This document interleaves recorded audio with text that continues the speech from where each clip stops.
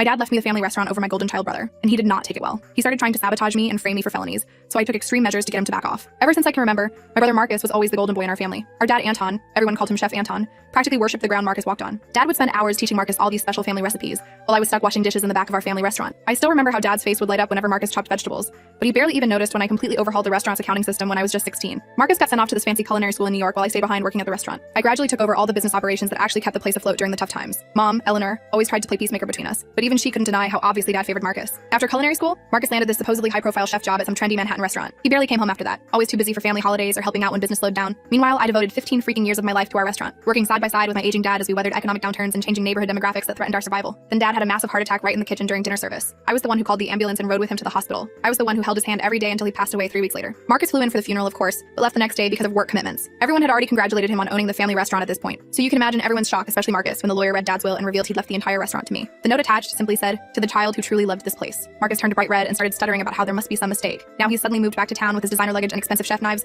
claiming Dad wasn't thinking straight when he changed his will, and he's prepared to fight for what he believes should be his. The day after the will reading, I arrived at the restaurant early to start prepping for a busy Friday service. I was surprised to find the back door already unlocked. When I walked into the kitchen, there was Marcus, wearing a crisp white chef coat, examining all the equipment and making notes on a fancy tablet. I said good morning, but he completely ignored me, continuing his inspection like I wasn't even there. When I mentioned that as the legal owner, I should be informed about any evaluations of the kitchen equipment, he snorted and said something about temporary arrangements. Then I caught him trying to access the office where we keep all the financial files. I had to physically block the doorway while he tried to push past me. I'm not a small person, but neither is Marcus, and it almost got physical before he backed off, muttering something about me playing restaurant owner. My hands were literally shaking as I called Thomas, our family lawyer. I needed to confirm that my ownership was legally solid, and Marcus couldn't just bulldoze his way in. Thomas sounded uncomfortable on the phone and admitted that Marcus had already contacted him, claiming I had somehow manipulated Dad into changing his will during his illness. Thomas assured me that the will seemed properly executed, but advised caution until the situation was resolved. Basically, useless lawyers speak for, I don't want to get in the middle of this. Later that day, I called an emergency staff meeting to reassure everyone that their jobs were secure and nothing would change dramatically under my ownership. Most of our staff had been with us for years and were practically family. I was halfway through outlining my plans for the next few months when Marcus barged in, interrupting me mid-sentence. He started telling the staff about all these grand plans he had, promised raises, kitchen renovations, and a completely revamped menu that would bring the restaurant into this century. I could literally see the staff splitting into factions before my eyes. The older employees who'd known me for years looked uncomfortable,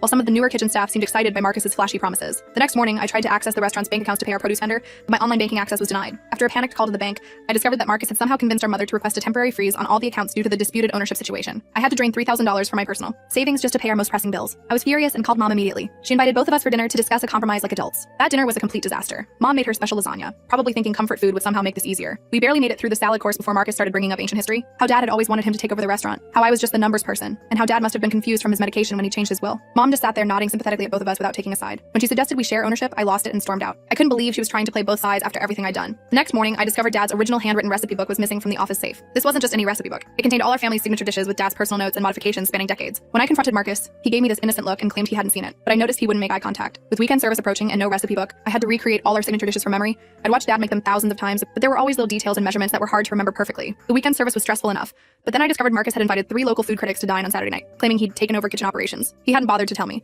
so we hadn't prepared enough of our specialty ingredients. The service was absolute chaos, with me running between the kitchen and dining room trying to smooth things over. The reviews were mediocre at best, with one critic noting that the restaurant seemed to be suffering from an identity crisis. I was so stressed I called my cousin Sydney for some emotional support. Sydney and I had always been close, and I expected her to be on my side. Instead, she hesitantly admitted that most of the extended family believed Marcus should run the restaurant because of his professional culinary experience. According to Sydney, everyone was saying I should be reasonable and recognize where my talents actually lie. I hung up feeling more isolated than ever. A few days later, Mom called to confess that Marcus had scheduled a family meeting to discuss the situation, but had only invited relatives he knew would support him. She felt guilty for not telling me sooner, but claimed she was caught in the middle. I decided to attend anyway, walking into Uncle Pete's house to find practically the entire extended family already seated in the living room. Marcus stood at the front like he was giving a corporate presentation, complete with a little slideshow about his vision for the restaurant's future. The ambush was perfectly orchestrated. One by one, relatives cited my lack of culinary expertise and how Dad had always intended for Marcus to take over. Aunt Diane suggested I was better suited to an office job with regular hours, rather than the demanding restaurant business. By the end of the meeting, I was questioning whether I actually deserved the restaurant at all. The only good thing that happened that week was Uncle Buster returning from his 3-month trip to Europe. Buster was Dad's younger brother and had always treated Marcus and me equally. He showed up at the restaurant during prep time, giving me one of his bear hugs and immediately recognizing the tension in the kitchen. Marcus tried to pull him aside,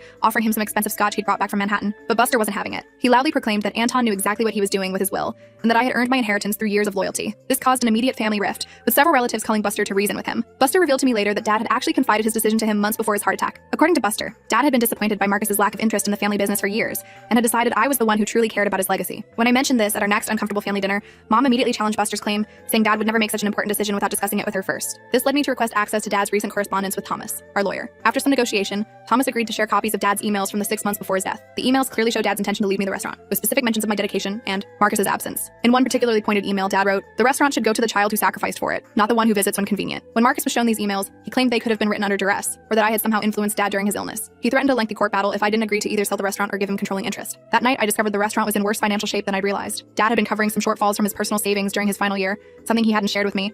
Marcus somehow found out about this and used it as ammunition, telling anyone who would listen that I clearly couldn't handle the business side either. I worked through the night creating a detailed business recovery plan, analyzing everything from menu pricing to staffing schedules. Meanwhile, Mom started spending more time at the restaurant, watching me work and asking detailed questions about operations. At first, I thought she was finally showing interest in my side of things, but then I overheard her on the phone reporting details to Marcus about our inventory levels and customer counts. I couldn't even trust my own mother anymore. The situation got even weirder when Uncle Buster invited me for coffee at the diner across from the restaurant. He wanted to share more about Dad's decision, but kept getting mysterious calls that he declined each time. After the third call, he looked genuinely uncomfortable and kept checking over his shoulder. I suspected Marcus was trying to pressure him too. Buster finally told me that 5 years ago, Dad had offered Marcus a partnership in the restaurant. It would have been a perfect arrangement, Marcus running the kitchen while I handled the business side. I was shocked because I'd never known about this offer. According to Buster, Marcus had flatly rejected it, saying he didn't want to be stuck in a family restaurant forever. Dad had been deeply disappointed but never told me, probably to avoid creating more family tension. This revelation made me feel both validated in Dad's choice, but also manipulated since this crucial information had been kept from me. The next day, I confronted Marcus about the rejected partnership. He was stirring a pot of his signature mushroom soup, which was actually Dad's recipe that he'd slightly modified, and barely looked up when I mentioned it. He dismissed the whole thing as Dad trying to control my career, and claimed he'd been on the verge of a major breakthrough in New York at the time. I asked him point blank if he had ever actually wanted the restaurant, or if he just couldn't stand the idea of me having it. He didn't answer directly, which was answer enough. Later that week, while going through old financial records, I discovered something that made my blood boil. Marcus had secretly borrowed over $50,000 from the restaurant over the past decade, with the largest withdrawal coinciding with the opening of his friend's restaurant in Brooklyn. There was no record of repayment. Dad had apparently been covering for him, categorizing the withdrawals as consulting fees in the books. I considered making this information public, but worried it would damage the restaurant's reputation with suppliers who might question our financial stability. Instead, I confronted Marcus privately, showing him copies of the transfers and asking for an explanation. For once, Marcus couldn't talk his way out of it. He admitted to the loans but claimed Dad had forgiven them as investment in his future. When I asked to see any documentation of this arrangement, he conveniently couldn't produce any. I told him if he wanted any stake in the business moving forward, he needed to repay the money with interest. Mom overheard us arguing in the office and walked in without knocking. When Marcus explained the situation in his typical dramatic fashion, Mom defended him, saying the loans were what any parent would do for their child pursuing their dreams. I couldn't help asking why my college tuition hadn't been similarly funded. I'd worked restaurant shifts to pay my way through business school while Marcus got a free ride at culinary school. Mom's face fell, and she reluctantly admitted there had been some favoritism over the years. Your father always saw something special in Marcus's talents, she said quietly. He thought Marcus needed more support to succeed. That stung more than I wanted to admit. Things escalated when Marcus began spreading rumors among staff and suppliers that I had mismanaged the restaurant's finances while caring for Dad during his illness. He implied that was the real reason for our current cash flow problems. Kim, our longest-serving server who'd been with us for 15 years, overheard him telling this to a wine distributor and immediately defended me, describing how I'd kept the restaurant running while also spending hours at the hospital. Marcus was so angry about her interference that he tried to have her fired, claiming she had been rude to customers. I refused to fire Kim, telling Marcus he had no authority to make staffing decisions. In retaliation, he threatened to contact the health inspectors with concerns about our kitchen practices. Not wanting to take any chances, I closed the restaurant early one night and organized the entire staff for an emergency deep clean of the kitchen. We scrubbed every surface, reorganized the walk-in refrigerator, and checked all temperature logs. Sure enough, a health inspector showed up during dinner service the very next day. He seemed surprised to find everything immaculate and admitted someone had called in an anonymous tip about food storage issues. The inspection ended with a perfect score, and the staff celebrated after closing. Marcus's plan had completely backfired, actually earning me more loyalty from the staff who appreciated my proactive approach. While searching for some tax documents in Dad's old filing cabinet, I discovered that he had been developing a cookbook before his death. There were draft chapters, recipe tests, and notes about food photography, but the completed manuscript was missing. When I confronted Marcus, he finally admitted he had taken it, claiming the cookbook represented their father's true legacy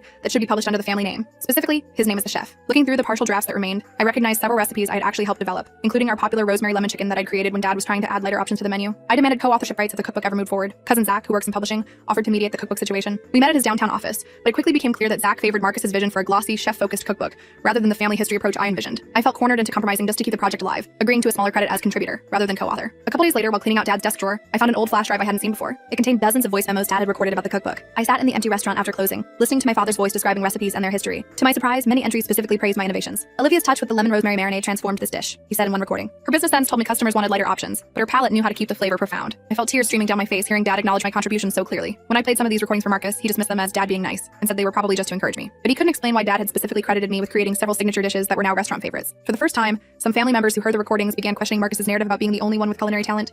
The next twist came when Mom suggested selling the restaurant entirely and splitting the proceeds. Over lunch at her house, she casually mentioned needing money for retirement and thought this would solve everyone's problems. I was stunned until I realized her neutrality had been financially motivated all along. I offered to include Mom in the business operations with a small salary for greeting customers a few nights a week, but discovered Marcus had already promised her a substantial monthly stipend if he gained control of the restaurant. Despite our tight finances, I realized I needed to match this offer to maintain any chance of keeping Mom from fully supporting Marcus. One night around 11 p.m., I drove back to the restaurant to grab some paperwork I'd forgotten and found Mom in the office looking through financial records. Her explanation about wanting to understand the business better sounded rehearsed and nervous. The next day, I installed security cameras in the office, explaining to staff they were part of an upgraded security system. The following night, the footage showed Mom carefully photographing confidential documents including bank statements and vendor contracts. I couldn't bring myself to confront her directly. This was my mother after all. So I planted fake financial projections showing the restaurant was on the verge of bankruptcy in a folder marked confidential latest projections. Within days, Marcus suddenly changed tactics, suggesting a family management team that could combine all our strengths. When I reviewed his proposed structure, I noticed it gave him controlling interest in all decisions, with me essentially working for him. It was clear he'd seen the fake projections and thought the business was failing. I arranged a private meeting with Mom at her favorite bakery, hoping for an honest conversation. Instead of accusations, I asked open-ended questions about her concerns for the future. She broke down after her second cup of coffee, admitting she was terrified of losing her home. Apparently, Marcus had convinced her that Dad had left significant debts, and that the restaurant was her only potential source of retirement income. I was floored. Dad had been meticulous about financial planning. The next day, I showed Mom copies of Dad's actual retirement accounts and life insurance policies that had more than paid off their mortgage and provided a solid retirement fund. She seemed genuinely confused, claiming Marcus had told her these accounts had been depleted, covering restaurant debts in Dad's final year. I realized Marcus had been deliberately misleading our mother to gain her support. I contacted RT, my personal financial advisor, and arranged for him to meet with Mom to explain her actual financial situation. When we arrived at RT's office, Marcus showed up uninvited, immediately questioning RT's qualifications and suggesting he was colluding with me. Despite Marcus's interruptions, RT clearly demonstrated that Mom was actually financially secure through Dad's careful planning. The meeting ended with Mom clearly confused about who to believe. Later that week, I discovered Marcus had been pressuring Mom to sign paperwork, transferring her joint ownership stakes in the family home and some investment accounts. The documents required notarization, so I took the extraordinary step of contacting every local notary with a warning about potential elder manipulation involving my mother. Marcus apparently caught wind of this and brought in a notary from 2 towns over, but Uncle Buster accidentally spilled an entire cup of coffee on the documents before they could be signed. Marcus was furious and had to redraft everything. Mom finally admitted she felt caught between her children, but still couldn't stop seeking Marcus's approval. He was always more fragile than you, she told me one afternoon. You were always so independent, but Marcus needed more validation. I suggested family therapy to address the unhealthy dynamics that had developed. Surprisingly, Mom agreed, and we found a therapist named Sasha who specialized in family business conflicts. Marcus reluctantly attended one session, sitting stiffly on the couch and giving minimal responses to Sasha's questions. When Sasha gently pointed out his pattern of undermining me, he declared therapy a waste of time and refused to return for a second session. Mom had to choose between continuing therapy with me or siding with Marcus and boycotting it. To my relief, she chose to continue the sessions, which helped her begin recognizing the manipulation tactics Marcus had been using. Unfortunately, Marcus showed up at Mom's house the following weekend with luggage, claiming he'd been kicked out of his rental due to plumbing issues. Mom immediately invited him to stay, giving him round-the-clock access to influence her. I responded by installing a home security system at Mom's house, claiming I was worried about recent break-ins in her neighborhood. While the security concerns weren't entirely fabricated, my real purpose was to monitor Marcus's manipulation. The system's activity log showed Marcus frequently entering Mom's home office late at night, and the audio eventually captured him pressuring her to sign papers after she'd taken her sleep medication. I decided to try a different approach by hosting a community appreciation night at the restaurant, inviting longtime customers to enjoy complimentary appetizers and share memories of dining there over the years. The day before the event, several suppliers called to confirm that their orders had been canceled. Apparently, Marcus had contacted them claiming the event wasn't happening. I scrambled to arrange last-minute deliveries at premium prices just to make sure we had enough food. Despite the sabotage, the event was packed with customers eager to share their memories of Dad and the restaurant. Many brought old photos of family celebrations held there over the decades. Marcus showed up halfway through and tried to take credit for the idea, telling everyone he wanted to reconnect with the community. I was seething but kept my cool until I overheard him telling Mrs. Perkins, who'd been coming every Sunday for 30 years, about his plans to modernize the outdated menu. I interrupted politely and then publicly recounted my years keeping the restaurant afloat, including covering shifts when Dad was first diagnosed with heart problems. Several local business owners expressed concern about rumors they'd heard about the restaurant possibly closing or changing hands. I reassured them of my commitment to maintaining the restaurant as a neighborhood institution. We ended up forming an informal alliance of local businesses, agreeing to cross-promote and support each other. KB from the neighborhood association offered to feature the restaurant in their local revitalization campaign, complete with a profile in their widely read newsletter. When Marcus tried to position himself at the face of the business during KB's interview, I finally had to produce a copy of the will to prove my ownership. The community publicity generated an influx of new customers, along with the return of people who hadn't visited in years. The restaurant suddenly went from struggling to fill tables on weeknights to being completely booked most evenings. We weren't prepared for the volume, and I had to quickly hire and train new servers and kitchen staff. Marcus criticized every new hire, claiming they weren't up to his standards,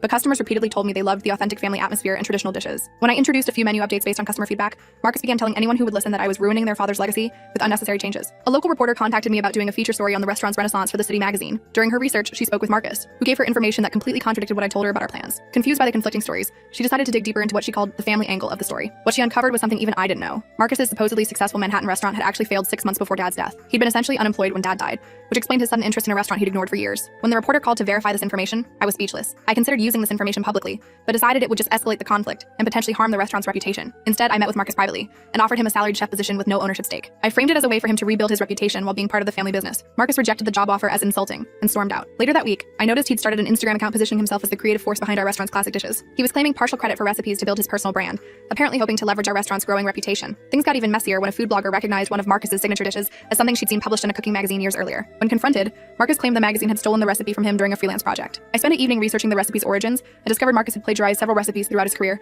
making only minor modifications before claiming them as his own creations. Dad had either never realized this or had chosen to overlook it. Exposing Marcus would damage the family name and potentially the restaurant, so I confronted him privately with the evidence. He immediately threatened to sue me for defamation if I shared my discoveries with anyone. Fortunately, I'd recorded our conversation where he essentially admitted the plagiarism, giving me leverage against his legal threats. We were approached by a regional restaurant association about hosting a chef's collaboration event featuring several notable local chefs. I agreed enthusiastically, seeing it as great publicity. The night of the event, Marcus showed up in Chef White's claiming to be part of the lineup. I hadn't included him in the planning, but now faced a difficult choice: create a scene by having him removed or allow him to participate. With food critics and influential community members present, I reluctantly let him cook. To my surprise, he actually impressed guests with his technical skills and plating techniques. For a brief moment, watching him expertly sear scallops to perfection, I considered whether cooperation might actually be possible. That consideration evaporated the following week when I was served with legal papers. Marcus had filed a formal challenge to the will, claiming Dad lacked mental capacity when making the changes that favored me. His lawyer, a slick guy named Jeff, advised him it was a weak case according to the legal notice, but they were proceeding anyway. Their strategy focused on pressuring family members to testify about Dad's supposed mental decline in his final months. Cousin Isabella, who's a nurse at the local hospital, agreed to support Marcus's claims about Dad's mental state. The irony was that Isabella had rarely visited Dad during his illness. I know because I was there daily and kept a visitor log at the nurse's suggestion. I gathered Dad's medical records, which clearly documented his mental clarity until the very end,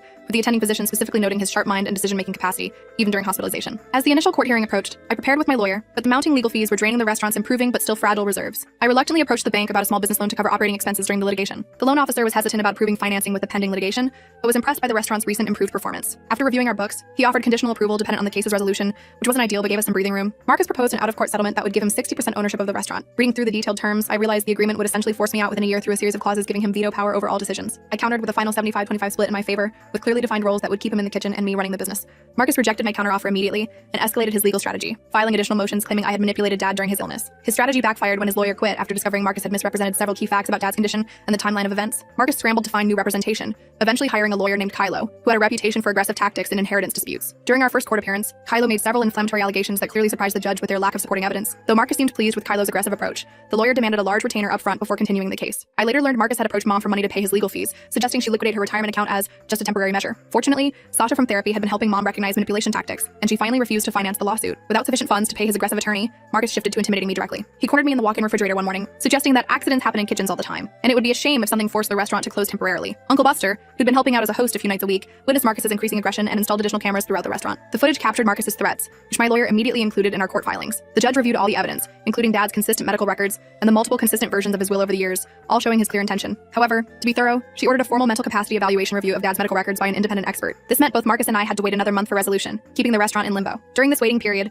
Marcus approached several of my employees, offering them positions, when he takes over, with significantly higher salaries than I could afford to pay. Most remained loyal, telling me about his attempts, but he specifically targeted Jade, our newest chef who had been creating popular weekend specials. Marcus offered her a substantial salary and creative control at what he described as his new venture. Jade considered his offer for a few days, but ultimately told me about the attempted poaching. Based on what Marcus had told her, I realized he was planning to open a competing restaurant nearby, presumably using our family recipes and concepts. Some discreet research confirmed my suspicion. Marcus had leased a commercial space just 3 blocks away through a shell company named MK Ventures. County permit applications showed he'd been planning this since, shortly after Dad's death, regardless of the inheritance outcome. The mental capacity evaluation conclusively showed Dad was fully competent when changing his will, with the expert noting there was no clinical evidence of cognitive impairment affecting decision-making capacity. Marcus immediately filed for an extension, claiming the expert had insufficient information, which the judge reluctantly granted, extending our legal limbo another 6 weeks. My lawyer suggested an aggressive counter-strategy of suing Marcus for harassment, defamation, and legal fees, presenting all the evidence of his undermining and threats. While the case seemed strong, pursuing it would deplete even more of our financial resources and drag out the conflict. I had to decide whether to escalate or find another solution that might finally end this nightmare. Around this time, Mom started behaving strangely, taking secretive phone calls and seeming unusually nervous whenever Marcus and I were both present. I initially assumed she was just stressed about the ongoing conflict, but when I noticed her hiding something in her handbag when I entered her kitchen one afternoon, I became suspicious. I confronted her about the secretive calls, but instead of answering directly, she broke down completely, sobbing at her kitchen table in a way I hadn't seen since Dad's funeral. Between tears, she revealed that she'd found a box of old letters from Dad in the attic while looking for photo albums.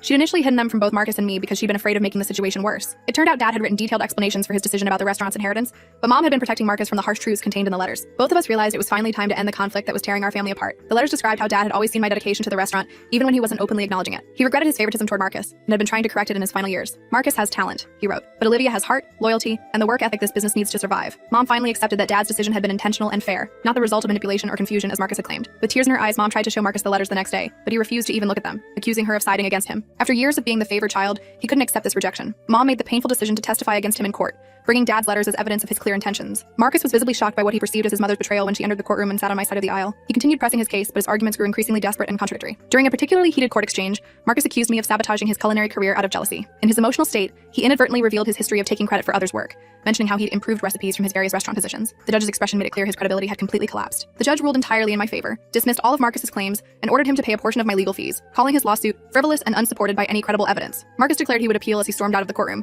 meaning our family conflict seemed destined to continue indefinitely. That night, I stopped by the restaurant after hours to finish some paperwork. I was surprised to find the back door unlocked, and even more surprised to discover Marcus sitting alone in the dimly lit dining room. Instead of the anger I expected, he was sobbing quietly while looking through an old family photo album he must have taken from Mom's house. For the first time in years, I saw his vulnerability instead of his arrogance. I sat down at the table with him, and we finally had an honest conversation. Years of resentment made it difficult to find the right words, so we focused on memories of Dad rather than arguing about the inheritance. Marcus admitted he had felt trapped by Dad's expectations throughout his childhood and early career. Everyone always told me I was just like him, he said, wiping his eyes. But I never had his patience or his genuine love for feeding people. I just had some of his technical skills. He confessed he'd been trying to escape Dad's shadow by making a name for himself in New York, but had failed spectacularly when his restaurant closed. He finally acknowledged that my passion for the restaurant was genuine while his had always been complicated by his need to prove himself. We opened a bottle of Dad's favorite whiskey from the bar and shared stories about him, both the good and difficult memories. As Marcus was describing Dad teaching him to make pasta at age 10, A small electrical fire suddenly sparked in one of the old kitchen outlets. We both jumped up and grabbed extinguishers, working in perfect synchronization to put it out before it could spread. The fire damaged part of the kitchen wall but revealed something unexpected, an old safe that had been covered by cabinetry during a renovation years earlier. We called Mom to ask if she knew about it or had the combination. She arrived 20 minutes later, still in her pajamas and robe, with an old birthday as the potential combination. We tried several family birthdays without success. Then Marcus suddenly tried my birthday, which surprisingly worked. Inside the safe, we found our grandfather's original handwritten recipes and a sealed letter addressed specifically to my children when they finally worked together. We looked at each other in disbelief, realizing Dad had somehow anticipated this moment of reconciliation. Dad's letter outlined his vision for the restaurant's future, run by both of us using our complementary skills,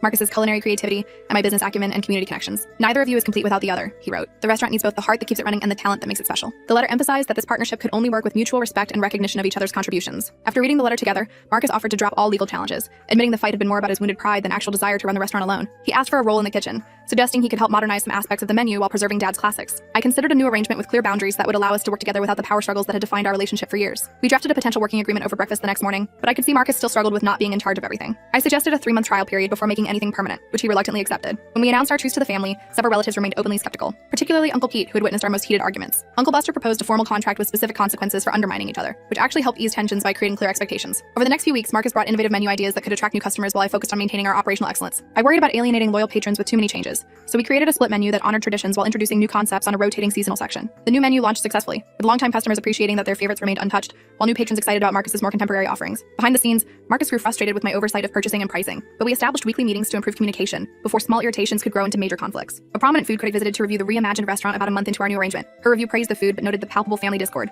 still evident in the awkward kitchen dynamics. Marcus took the criticism personally and temporarily reverted to blaming me for micromanaging his creative process. Instead of rising to the bait, I remained focused on solutions, suggesting ways we could improve the customer experience together. Gradually, he adjusted his reactive behavior pattern as he saw I wasn't trying to undermine him. Mom began joining our weekly meetings as a mediator, though she sometimes fell into old habits of favoring Marcus's ideas over mine. I had to repeatedly assert my position as owner while still respecting his culinary expertise. With our combined talents, the restaurant's finances improved dramatically. Success brought new opportunities, including an investor offering to franchise our concept in neighboring cities. Marcus enthusiastically supported expansion, seeing it as a chance to finally build something significant, while I feared losing the restaurant's soul if we grew too quickly. We visited several successful family restaurants that had expanded cautiously, learning from both their successes and mistakes. After researching various growth models, I proposed a compromise of opening one additional location in a nearby town with a similar demographic to our current customers. I was shocked to discover Marcus had already discussed multiple locations with potential investors without consulting me, creating another potential rift just as we were finding our balance. Our disagreement escalated until Mom reminded us of Dad's letter emphasizing collaboration. Marcus argued that Dad couldn't have anticipated such an opportunity, while I maintained that rapid expansion would dilute the quality and personal touch that made our restaurant special. I suggested consulting the community that had supported us through the difficult months. We hosted a special dinner to discuss the restaurant's future with longtime customers, local business owners, and new patrons. Opinions were divided, with some excited about having our food available in more locations, while others worried we'd lose what made us special. We realized we'd never satisfy everyone, and ultimately had to trust our own judgment about the right path forward. Late one night after this community dinner, we were cleaning the kitchen together when Marcus playfully flicked some soapy water at me. I retaliated by tossing a handful of flour in his direction, and suddenly we were engaged in a full-blown food fight like when we were kids. Our laughter echoed through the empty restaurant, and I realized our relationship was finally healing beyond just business concerns. The next day, I presented a comprehensive business plan for careful expansion that included strict quality controls and family presence requirements for any new location. Marcus reviewed it thoroughly and finally admitted my business acumen complemented his culinary creativity in ways that could make expansion successful without losing our identity. We agreed to open a second location in a neighboring town that had been requesting our catering services for years. When we began property hunting, we discovered the ideal location was already under contract. Some investigation revealed the buyer was actually Marcus's abandoned competing restaurant shell company, MK Ventures. Marcus admitted he never canceled the property deal after our reconciliation, but offered to transfer it to our joint venture at his cost. This gesture helped me begin to truly trust his commitment to our partnership. We developed a unique concept for the second location that would honor Dad, while allowing more of Marcus's contemporary influence. The design required significant investment in kitchen equipment and interior renovations, forcing us to secure additional financing. The bank approved our loan based on the original restaurant's improved performance, but required both of us to personally guarantee it, which meant we needed to formalize our business partnership with clear percentages and responsibilities. Mom asked to invest some of her own money in the expansion, seeing it as a way to be part of the legacy. We worried about her retirement security despite her improved financial literacy, so we created a special non-voting stake that guaranteed minimum returns without exposing her to risk if the expansion struggled. Construction began on the second location amid great community interest, but we quickly encountered unexpected structural issues when removing some walls. The building needed significant reinforcement, requiring me to divert resources from the original restaurant temporarily to keep the project on schedule. With me focused on the construction crisis, Marcus stepped up to manage the original location independently. He struggled initially without my systems and oversight, gaining new appreciation for the operational complexities I'd managed for years. By the time he called me in a panic over a supplier dispute, he had developed genuine respect for my contributions beyond just paperwork. As opening day approached for the new location, we disagreed on final design elements. I wanted to replicate some key features from the original restaurant for consistency, while Marcus pushed for a more contemporary atmosphere. Instead of our old pattern of digging in our heels, we actually listened to each other's reasoning and created a space that perfectly balanced tradition and innovation. The grand opening attracted food critics, local dignitaries, and curious foodies from across the region. Just as the first guests arrived, a transformer blew nearby, leaving the entire block without power. Instead of panicking, Marcus and I smoothly implemented a romantic candlelit contingency plan, serving cold appetizers while the emergency generator powered essential cooking equipment. The unexpected intimacy of the candlelit dinner actually enhanced the experience, with guests calling it magical in social media posts. The event was deemed a huge success, with reservations filling up for months. Later that night, as we celebrated with the staff, I noticed Marcus seemed strangely melancholy despite the successful launch. I found him in the kitchen, staring at the framed photo of Dad we'd hung near the pass station. He admitted he wished Dad could see them working together, but worried Anton would still favor his contributions over mine. I shared entries from Dad's journal I'd found while organizing office files, including numerous passages praising both his children's unique gifts. The journal revealed that Dad had always intended for us to run the restaurant together, but feared forcing Marcus would drive him away completely. The entries showed Dad's complicated love for both of us and his regret over the favoritism that had damaged our relationship. Both of us finally understood our father's intentions more clearly. The family held a private ceremony installing matching plaques honoring Dad in both restaurants. During the unveiling, Marcus surprised me by insisting on adding my name as the heart of our family's legacy. For the first time, I felt my contributions fully acknowledged by the person whose approval I'd unconsciously sought for decades. A year after Dad's death, we hosted a memorial dinner with the entire extended family. Rather than the somber occasion we'd planned, it became a celebration of both Dad's life and the restaurant's new chapter. Uncle Buster gave a toast comparing our journey to Dad's signature sourdough bread. Sometimes things have to go through a difficult fermentation to rise properly. As I looked around at my family enjoying a meal in the restaurant Dad had built and I had saved, I realized the inheritance hadn't just been about the restaurant. It was about rediscovering what family truly means.